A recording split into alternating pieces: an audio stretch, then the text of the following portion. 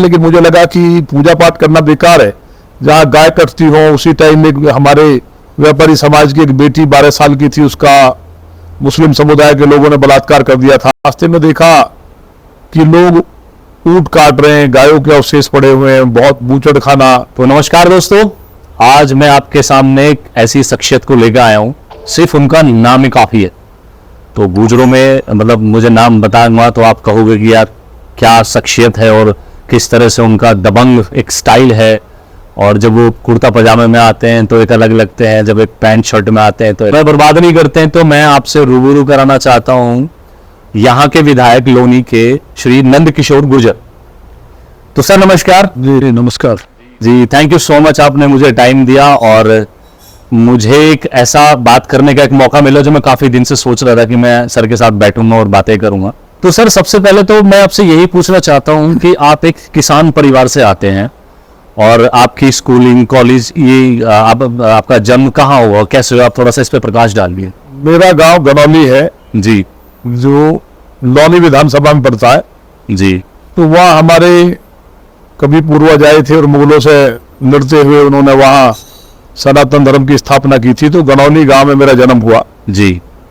और वहीं से मेरी पढ़ाई लिखाई, प्राइमरी स्कूल बिल्कुल मेरे घर के पास ही है, मिला हुआ है गांव का।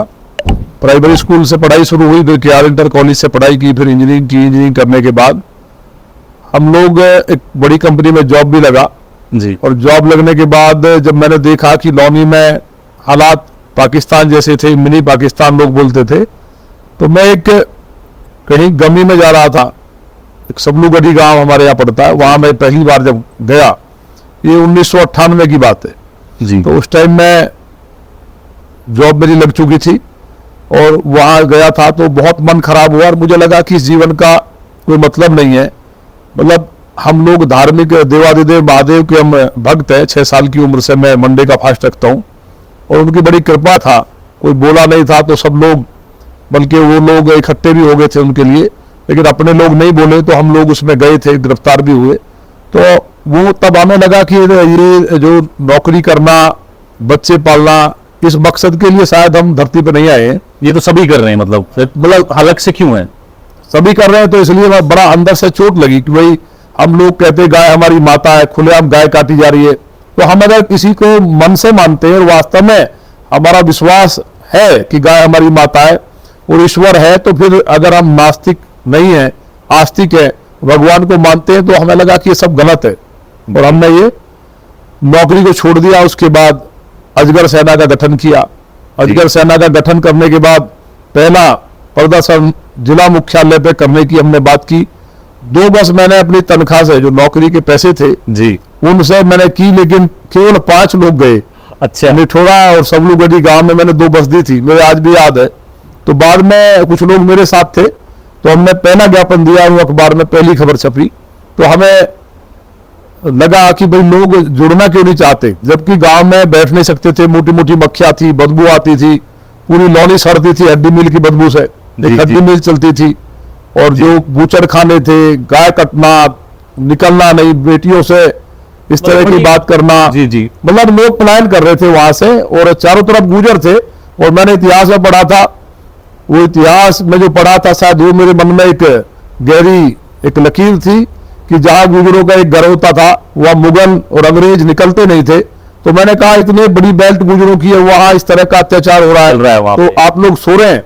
तो लोग बाद में कहते थे कि भाई ये तो मरना चाहता है, यहाँ मुसलमान जो है इतने बड़े आतंकी है और ये यहाँ मार करके ऊँट में सिल देंगे, फलाना कर देंगे, इस तरह का लोगों को डराया। तो लोग गए नहीं। तो हमने कहा इसके लिए क्या करना चाहिए। तो अब अजगर सेना चलाते हुए अब हमें लगा कि लोग जुड़ नहीं रहे हैं और एक धार्मिक विचार भी था, क्योंकि 89 में मैं आरएसएस की मैंने आईटीसी की थी। तो संघ का मैं एक सिपाही होने के नाते भी कहीं ना कहीं एक मन में हिंदुत्व के प्रति था, जो बीज डले थे 89 में। तब मैं बहुत छोटा था और उस टाइम का भी कोई प्रभाव कहीं ना कहीं मेरे मानसिक पटल पे था जी। और मैं देखता था कि जो संघ के स्वयंसेवक है वो ऐसी ऐसी दुर्गम जगह में जाकर के जहाँ इस्लाम को लोग कट्टरता के साथ लोगों को मार रहे हैं, जबरन धर्म परिवर्तन कर रहे हैं, कश्मीर की घटना भी 1990 में हुई, 90 के आसपास। हाँ 90 के आसपास जो हुआ, वहाँ पूरा हिंदुओं को कत्ल कर दिया गया, मेरी पंडित भगा दिए गए बेटियों के बलात्कार होते रहे और कश्मीर को खाली कर दिया। तो तमाम चीजें एक मानसिक पटल पे जो गई, तो उनके कारण लगा कि ये जीवन जो है इसका कोई मतलब नहीं है जी। कि अगर हम नौकरी कर रहे हैं, बच्चे पाल लेंगे, बड़ा बंगला कोठी हो जाएगी। तो कोशिश की, एक शुरुआत की, और जब हमने शुरुआत की तो जैसा कि हमारे परिवार में होता है, बड़े भाई मेरे सब इंस्पेक्टर जी। हैं और मैं छोटा, 2 ही भाई हैं परिवार में, सिस्टर कोई नहीं है। तो हमारे पिताजी को भी लगता था कि भाई मैं तो, दोनों बच्चे मेरे कामयाब हो गए तो मुझसे बड़ा कौन है। तो इसलिए जब मैंने ये सब छोड़ दिया और मैं संघर्ष करने लगा, तो घर वालों को, रिश्तेदारों को लगा कि कहीं ना कहीं मेरे दिमाग में ज्यादा पढ़ने के कारण, क्योंकि मैं टॉपर रहा हूँ, अपनी मैंने हमेशा मतलब पहली पोजीशन मेरी आती थी। अरे तो होता है कि 10वीं में वाले 60% आ गए, तो उस टाइम 60% आना, आज तो 95, 98 की कोई नॉर्मल है, मतलब 19 उस टाइम जिसके 60% आए तो रिकॉर्ड होता था, 2-4 लोग ही ऐसे होते थे जी। तो उसमें भी पूरे कॉलेज को मैं टॉप करता था। तो मैं पहली क्लास से लेकर के और जब तक भी मैं पढ़ाऊंगा, पहली पोजीशन मेरी रही जी। और इंजीनियरिंग में भी मेरे बहुत अच्छे मार्क्स थे। तो मैं मैकेनिकल से इंजीनियरिंग की थी और फिर मुझे लगा कि यूथ को जोड़ने के लिए कुछ सोचना चाहिए। मुझे चोट लगी कि लोग जुड़ना क्यों नहीं चाहते, एक ऐसी कौम जो नौमी की रक्षा कर सकती है, वो मौन क्यों है। तो मैंने हिंदुओं के जो हमारे संगठन थे उनसे भी संपर्क किया, लेकिन टेरर इतना था कि मिनी पाकिस्तान नौनी को बोलते थे जी। वहां लगभग एक बड़ी आबादी थी, 5 लाख के आसपास मुस्लिम समाज की आबादी थी। आज तो वहां 6 लाख से ज्यादा आबादी है। तो वहां ये हालात में कभी ये सोचा ही नहीं था कि मुझे चुनाव लड़ना है या कभी राजनीति करनी है, मैं राजनीति में जाऊंगा। जिस तरह से एक स्टूडेंट जो होता है, जो पढ़ने में टॉपर होता है, उसकी सोच होती है कि पॉलिटिकल लोग अच्छे नहीं होते, मेरी भी सोच वही थी। तो मैंने एक संगठन बनाया। मैं बाला साहब ठाकरे जी से, आज हमारे बीच में नहीं है, जी। उनसे बहुत प्रभावित था कि वो लगातार हिंदुत्व के लिए बिना राजनीति में आए, लोगों को खड़ा करके, लोगों को जिस तरह से उन्होंने जिन परिस्थितियों में शिवसेना बना करके एक संघर्ष किया, लोगों को चुनाव लड़ाई और सत्ता भी हासिल की, और महाराष्ट्र में जो आतंक था दाऊद जैसे लोगों का, वो सब उनको नेस्तनाबूद किया। जो हमारी बेटियां वहां जाना चाहती थी, फिल्मों में बेटे जाना चाहते थे, जो उनका शोषण होता था, उससे मुक्त किया और हिंदुओं को जीने का अधिकार दिया। तो उनसे मैं प्रभावित था। उसके बाद जी। हम को लगा कि भाई अब यूथ को जोड़ना चाहिए। पुराने लोग तो डिमोरलाइज और कहीं ना कहीं इस तरह की बातें करते थे कि भाई इसके लड़के के दिमाग में फर्क आ गया है ज्यादा पढ़ने की वजह से। जी, जी, तो हमें भी लगता था कि यार बात तो ठीक कह रहे हैं, लेकिन एक जुनून था, जुनून था, एक जुनून था सनातन का, और हिंदुओं को फ्रंट पे लेके आना, बस वो सनातन के लिए कि अन्याय कहीं ना हो। जी। मूल जो बात थी वो थी कि इनजस्टिस किसी के साथ ना हो, अन्याय, पुलिस के अन्याय के खिलाफ बहुत लड़ा मैं। तो हमने फिर एडमिशन लिया दोबारा 2003 में जी। और एक आंदोलन शुरू किया। ये कहाँ पे एडमिशन लिया? ये हमने समुदयाल कॉलेज में। अच्छा, एसडी कॉलेज। SD college. जी हाँ, इसमें मैंने जो पढ़ा था एसडी कॉलेज में, आप छात्र संघ के नेता भी बना। तो एसडी कॉलेज में लिया एडमिशन। तो वहां 27 साल से इलेक्शन बंद थे स्टूडेंट्स के, जी। सरकारों ने बंद कर दिए थे। तो 27 साल से बंद थे, 27 साल हमारी उम्र थी। तो जब आप पैदा हुए थे तब वहां इलेक्शन बंद हो चुके थे। जी जी। तो हमने कहा ये चुनाव कराएंगे। तो एक हमारे साथी भाई यतेंद्र नागर जी और हम दोनों लोगों ने मुलाकात की, एक आंदोलन शुरू हुआ, संघर्ष समिति बनाई। संघर्ष समिति के माध्यम से हम 9 महीने सड़क पर सोए, पूरा 9 महीने, और 9 दिन तक आमरण अनशन किया। 6वें दिन जब आमरण अनशन था तो हमारे यहाँ जो स्टूडेंट्स थे, जो खासतौर से गर्ल्स, पूरा उन्होंने सड़क जाम की हुई थी। तो पुलिस ने लड़कियों को उठा लिया और उनको ले जा करके बंद कर दिया थाने में। उसमें कुछ बेटियों के कपड़े भी फटे। जब लड़कियों के कपड़े फटे तो उस पर हमें सूचना आई। हम 6ठा दिन था तो इसलिए कीटोन बॉडी में बनने लगे थे और एडमिट कर दिया गया हॉस्पिटल में। तो हमने सिरिंज निकाल के अपनी, और वहां से लाठी लेकर के घंटाघर थाने से, और थाने पे जाकर के हम पुलिस से भिड़े, उन बेटियों को वहां से निकाल दिया जितने भी स्टूडेंट थी वो। अच्छा, आप घुस गए थे थाने में। तो बड़ी घटना आखिर वो। जी। उसमें एसटी वो भी पिटी, पुलिस ने पिटी। पुलिस ने हमें भी मतलब इतना मारा कि पुलिस ये मान करके कि हम खत्म हो गए। हिला के देखा, 80 लाठियां मेरे शरीर पर निशान थे। सुलेमान जैसे इतिहासकारों ने लिखा कि गुर्जर भारत में एक ऐसी अजय दीवार है जिसको हम कभी भेज नहीं सकते, इसलिए इस्लाम का प्रचार हम कर नहीं सकते। जी। तो वो हिस्ट्री में हमने पढ़ा, क्योंकि मैंने हिस्ट्री ही सब्जेक्ट लिया था। अच्छा। जब दोबारा एडमिशन लिया तो उसमें अब कई बार लोगों ने राजपूत और गुजरों में विवाद पैदा कर दिया।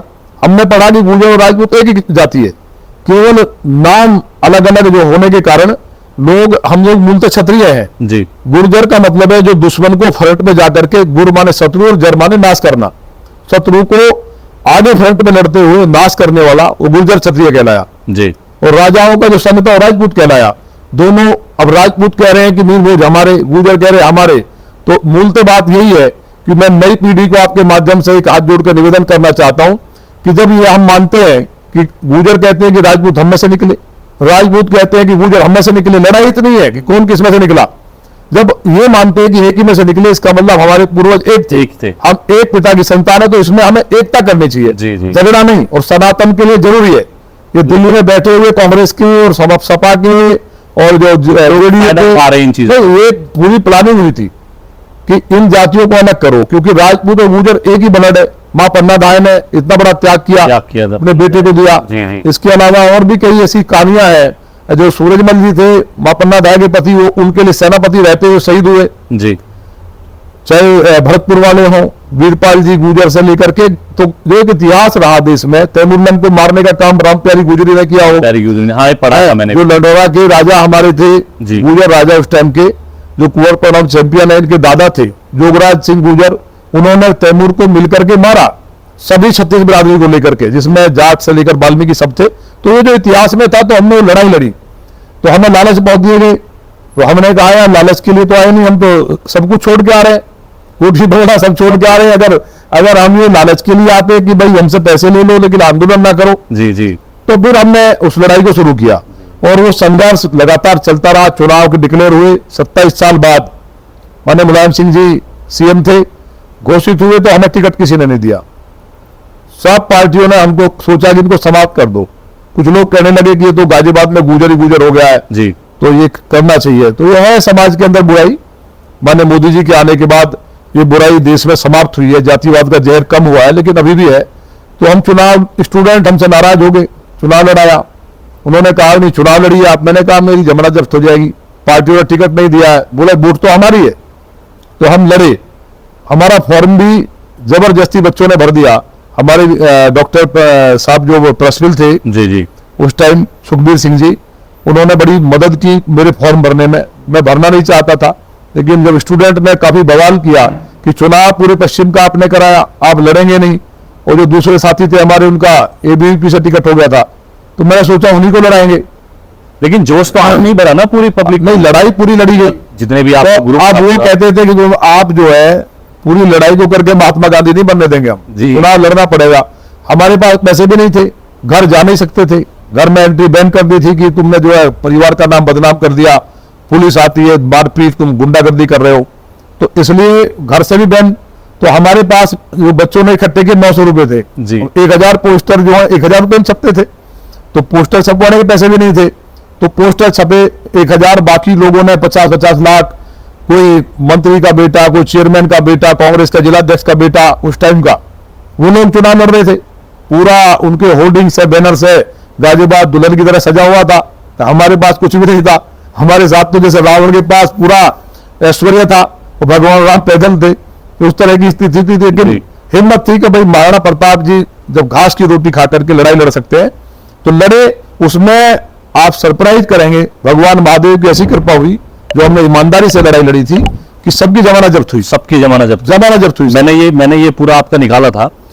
उसमें जब आप छात्र संघ के नेता चुने गए, तो जितने भी बड़े बड़े, जैसे आपने बताया कि कोई डीएम का बेटा है, कोई एसडीएम, कोई पुलिस का, कोई क्या, कोई नहीं, बड़े नेताओं के बेटे थे, मंत्री का लड़का था, चेयरमैन का लड़का था, जमानत जब्त हुई आपके सामने।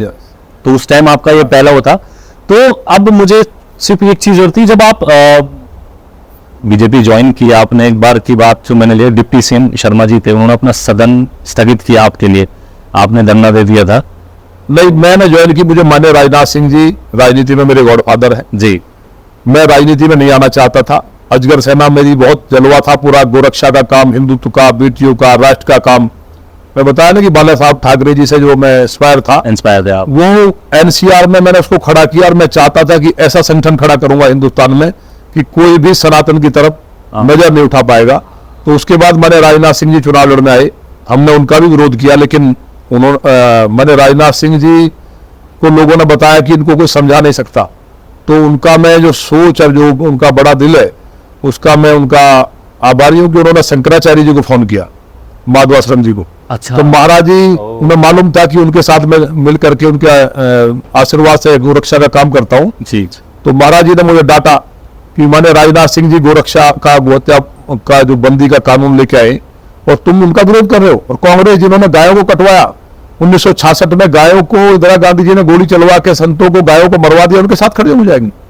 तो मैंने कहा महाराज जी गलती होगी। तो मैंने राजनाथ सिंह जी का फोन आया जी। और उन्होंने मुझे बुलाया बैठ करके। मैंने कहा जी मैं विरोध नहीं है, आपका साथ दूंगा, लेकिन मैं बीजेपी ज्वाइन नहीं करूंगा। उसके बाद मान्य जी चुनाव जीते, हमारा संगठन चलता रहा, बहुत प्रयास किया गया। तो फिर हमारे माननीय प्रकाश पाल जी संगठन मंत्री थे, उन्होंने घर गए कई बार। तो मैंने कहा मुझे राजनीति नहीं करनी है, मुझे एमएलए नहीं बनना है, मुझे एमपी नहीं बनना है, मुझे केवल हिंदुओं के लिए संगठन खड़ा करना, मेरा संगठन अच्छा चल रहा है, मेरा राजनीति में कोई इंटरेस्ट नहीं है। तो उन्होंने मुझे समझाया, मोटिवेट किया और मैंने राजनाथ सिंह जी ने बुलाया। और जब राष्ट्रीय अध्यक्ष थे मैंने राजनाथ सिंह जी, उन्होंने मुझे बीजेपी ज्वाइन कराई और मुझे अब बीजेपी की राष्ट्रीय टीम में युवा मोर्चा की, किसान मोर्चा की, भाजपा का गाजियाबाद जिले का जिलाध्यक्ष भी बनाया जी। 2017 में विधानसभा का टिकट भी दिया आपको। और जो आप कह रहे हैं विधानसभा में एक मांस की दुकान खोलने को लेकर के एक इंस्पेक्टर, उसने कहा कि आपकी हैसियत नहीं है, मैंने मंत्री ठीक कर दिया। वो कहीं गोरखपुर का बहुत नजदीक था, जो जानकारी आई माननीय मुख्यमंत्री जी का, तो उसने कहा कि तुम्हारी हैसियत नहीं है। अब वो पता नहीं कहाँ गिर पड़ा, उसका हाथ में चोट लगी और चोट लगने से अब वो हमारे ऊपर एफआईआर हुई। हमने वहाँ लखनऊ में बात की जाकर के, तो लोगों में देखिए योगी जी बहुत मजबूत मुख्यमंत्री हैं, इसमें तो दो राय नहीं है, कोई तैयार नहीं। तो हमने कहा भाई ये बताइए, सबको हमने भी बातचीत की और सारे विधायक तैयार हुए। 295 विधायक साइन करके मेरे साथ थे। अरे वाह। 2 दिन तक वो विरोध हुआ सदन के बाहर। आज मैं आपके सामने बताऊंगा, ये तय हो गया था कि अगले दिन 11 बजे हमें शपथ लेनी है और मुख्यमंत्री के लिए सारे विधायक तैयार थे। उसमें कई बड़े बड़े चेहरे थे, दूसरे दलों के लोग भी थे, अपने दल के लोग भी थे, लेकिन क्योंकि मैं पार्टी का अनुशासित सिपाही था जी, इसलिए दिल्ली से कहीं मैसेज ये था कि नहीं ऐसा नहीं करना है। फिर माननीय योगी जी के साथ हम लोग बैठे और बैठ करके वो चीज सॉर्ट आउट हुई और ये सब संघर्ष हमारा चलता रहा। अच्छा, इसमें सर एक चीज और है कि आप किसान परिवार से आते हैं पूरे, और जब एक कृषि कानून आया था तो कंगना रनौत ने जो कृषि कानून को लेके बातें कही थी कि ये कृषि के लिए ठीक है, तो सबसे पहले आपने सपोर्ट किया उनको फ्रंट में आके। तो कहीं आपको ये डर नहीं लगा कि यार मैं जिस एरिया से हूँ यहाँ किसान मेरे से नाराज ना हो जाए या ऐसा कुछ दिमाग? किसान परिवार से नहीं, मैं खुद किसान हूँ, आज भी गांव में रहता हूँ। मैं गाय खुद सुबह दूध भी निकालता हूँ, उनकी सेवा करता हूँ। आपने घर पे अगर देखा होगा तो मेरे साथ पास गाय, मतलब एक से खूबसूरत हर नस्ल की गाय। अच्छा। हाँ, तो इसलिए ये कोई मैं किसान परिवार से नहीं, मैं खुद किसान हूँ। जी जी जी। और रही बात कंगना रनौत जी की, वो माननीय सांसद है, उन्होंने जो बात कहती है देश में भले ही हलचल मचे, लेकिन वो जो बात कहती है वो देश के लिए बोलती है, सटीक बोलती है। मैं तो पहले ही विरोध किया था जब तिरंगे को उतार करके खालिस्तान का झंडा फहराया गया। टिकैत ने खालिस्तानियों से सैकड़ों करोड़ रुपए लिए, मैं जिम्मेवारी के साथ कह रहा हूं। इसलिए जाट समाज भी आज साथ नहीं है। जिस समाज ने महाराजा सूरजमल जैसे देशभक्त दिए हों, बाबा साहबल जैसे दिए हों, उनके साथ कौन हो सकता है? उस व्यक्ति ने खालिस्तानियों से मिलकर उनके टी शर्ट पहने हुए थे, खालिस्तान जिंदाबाद के नारे लग रहे थे। वो लोग तिरंगा, जिसको 40,000 राव सिंह भाटी गुजर राजा थे, उनकी लीडरशिप में बैसला, टसाना, भाटी, मावी, सब जितने गोत्र थे हमारे, बैसोया, नौनी के और भटनेर के सारे गुजर और इधर के रांगड़, इन्होंने मिलकर के जंग लड़ी 1857 में। 40,000 मेरे परिवार के लोग शहीद हुए, हमारे परदादा भी उसमें शहीद हुए और अंग्रेजों को खदेड़ा। उस तिरंगे के लिए इतने लहू बहा। धर सिंह कोतवाल जी गुजर परिवार से आते थे, 1857 की क्रांति के नायक थे, तो उनके कारण ही उसको गुजर नगर कहा गया, गांव पांचली के। पूरे गांव को जला दिया अंग्रेजों ने बाद में। तो वो लड़ाई लड़ी गई, उस बगड़ से मैं आता हूँ और उस तिरंगे के लिए मेरा लाखों लोग शहीद हुए, यहाँ से लेकर के कश्मीर तक। तो वहां उसको उतार करके देश को तीसरी बार टिकैत ने गुलाम किया। पहली बार मुगलों ने किया, अपना झंडा फहराया, तीसरी बार अंग्रेजों ने किया, चौथी बार टिकैत ने चाहे 2 घंटे के लिए किया, खालिस्तान का झंडा फहरा रहा। मेरा तिरंगा जिसके लिए देश के करोड़ों लोगों ने शहादत दी, उसका अपमान किया, तो मेरा ब्लड खोल गया। और तब टिकैत को सबक सिखाने के लिए हमने जो सारा दुनिया ने देखा वो रोया, और उसके बाद हम उसका विरोध करते रहे। हमने कहा 10 लाख किसान इकट्ठे करूंगा, असली किसान मैं हूं। दिल्ली से सरकारों ने को लगा, इंटेलिजेंस को रिपोर्ट आई कि बड़ा टकराव होगा, हम राष्ट्रभक्त लोग हैं। फिर हमने वो समझौता हुआ, कृष्णपाल गुर्जर जी जो माननीय मंत्री है उनकी कोठी पे हमने वो कॉल वापस ली। लेकिन टिकैत के द्वारा जो किया गया, राष्ट्रद्रोह का मुकदमा लगा, किन लोगों ने कराया, किनके इशारे पे बैठा था, ये चीजें तो मैं नहीं कहूंगा आपके सामने। लेकिन ये देश में एक बहुत बड़ा षड्यंत्र चल रहा है ISI के द्वारा। कट्टरपंथी मुल्क है, खालिस्तानी, इस भारत को केवल हिंदुओं का केवल एक देश बचा है, पूरे देश पे बहुत बड़ी कुदृष्टि है, बहुत बड़ा षड्यंत्र है। तो उसके खिलाफ कंगना रनौत जी जो बोलती है इंडस्ट्री में रह करके, जहां एक ही खान बंधुओं का पूरा साम्राज्य है, जो लगातार सनातन के खिलाफ बोलते रहते हैं, उनके खिलाफ बोलना, देखिए बेटी किसी की बेटी हो, वो एक्टर है इसलिए उनको कमतरा करना गलत बात है। मैं तो उनको कई बार देखता हूं कि उनके अंदर एक बहुत बड़ा एक बलिदानी परिवार का एक जज्बा है, जुनून है, और वो बोलती है। तो इसलिए जब उन्होंने कहा कि किसानों के यहाँ लाशें टंगी थी और ये बिल वापस होना चाहिए, तो मैं तो फर्स्ट डे से कह रहा हूं, मैं तो पहले दिन से कह रहा हूं कि वो तीनों बिल अगर आ जाते देश में, माने मोदी जी ने इस देश के गरीब की, किसान की, सड़कों की, देश की स्थिति बदल दी। 5वीं महाशक्ति बना है अर्थव्यवस्था के मामले में, हर व्यक्ति खुशहाल है, दंगे बंद हुए हैं, आज भारत बहुत तेजी से बढ़ रहा है, दुनिया मानती है। तो उसमें अगर तीनों बिल आ जाते, किसानों के साथ सबसे बड़ी गद्दारी टिकैत के द्वारा की गई है, उनके परिवार के द्वारा की गई है, देश माफ नहीं करेगा। तीनों बिल आने से किसान इस आड़तियों से, मंडियों से मुक्त हो जाता और किसान अमीर होता। उस पर एक बहुत बड़ा कुठाराघात किसानों को भ्रमित करके किया है। इसलिए तीनों बिल का मैं आज भी समर्थक हूं, पहले भी था, हमेशा रहूंगा। जिस दिन तीनों बिल पास हो जाएंगे, क्योंकि बाबा टिकैत ने, उन्हीं के पिताजी ने ये कहा था कि तीनों बिल अगर पास हो गए तो किसान अमीर होगा। माननीय मोदी जी ने उन तीनों बिलों को पास किया। टिकैत के खुद के बयान है राकेश के कि मेरे पिता का सपना पूरा हो गया। उसके बाद जैसे ही पैसा मिलता है, वो एक अखबार है, मैं उसमें नहीं जाऊंगा, वो एक अखबार वाशिंगटन पोस्ट निकलता है अमेरिका से, उसमें साफ छपा है, उसमें लिखा कि खालिस्तान के द्वारा 1 साल पहले, इस योजना से पहले इतने पैसे देने का ऐलान किया गया कि इतने करोड़ रुपए हम देंगे डॉलर में, जो तिरंगा को उतार देगा, खालिस्तान का झंडा फहराएगा। तो प्री प्लानिंग था सारा का सारा प्लानिंग से था। उसमें टिकट पर शायद आज FIR भी हुई है मेरठ में। तो हमारी बातचीत हुई आज सर से और बहुत अच्छा लगा। मैं सर के पास आके हैं, आप देख रहे हैं सर किस एनर्जी से आए थे और किस एनर्जी में भी बैठे हुए हैं। तो ये एनर्जी शाम तक ऐसी रहती है, ऐसा नहीं है कि किसी कैमरे के सामने है। तो बाकी सर बताएंगे। तो सर कैसा लगा आपको हमारा ये सारा चीजें जो इंटरव्यू हुआ, बातचीत हुई?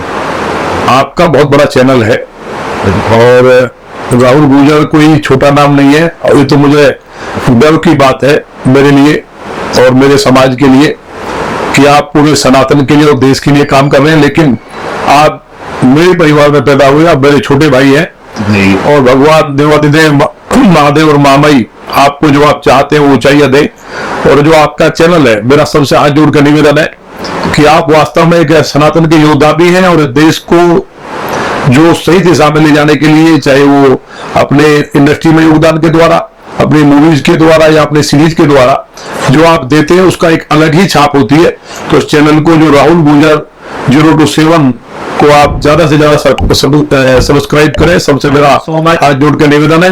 और ज्यादा से ज्यादा सहयोग भी करें, क्योंकि राहुल भाई वास्तव में आप हमें एनर्जेटिक कह रहे हैं, ये तो गौ माता, क्योंकि मैं तो गाय का दूध खुद निकालता हूँ और गायों के ये सेवा करता हूँ, गांव में रहता हूँ। लेकिन जो मैं आपकी ऊर्जा देख रहा हूँ, इसके आधार पर कह सकता हूँ कि आप इस देश का नाम दुनिया में रोशन करेंगे। आपको बहुत बधाई, बहुत शुभकामनाएं।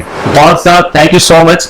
और ये वीडियो आपको अच्छी लगे तो इस वीडियो को शेयर करें, ताकि ये जो इंफॉर्मेशन अभी हमें सबने दी है, जो हमारा गुर्जर समाज है, जो हमारा गुर्जर समाज की जो एकता है, जो अलग अलग बिखरे हुए हैं हम लोग, वो एक हो और अपने सनातन धर्म के लिए अभी एकजुट हो और इसको हम आगे लेके। तो थैंक यू सो मच, नमस्कार, मिलते हैं नेक्स्ट वीडियो।